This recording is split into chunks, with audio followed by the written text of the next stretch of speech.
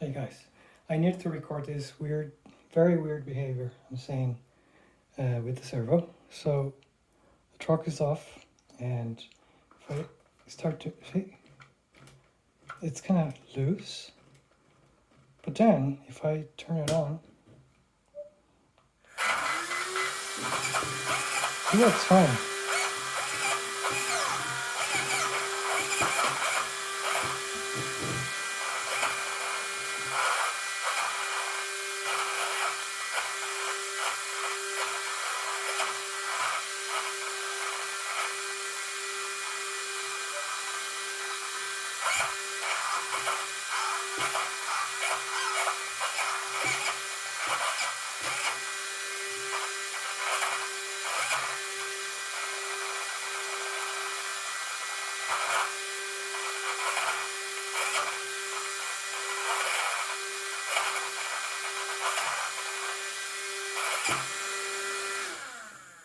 Sorry, my phones are very loud. But anyway, you get the idea. It kind of works when it's on, but then, so there it's kind of tight, and then if I move it when it's off, it kind of becomes loose.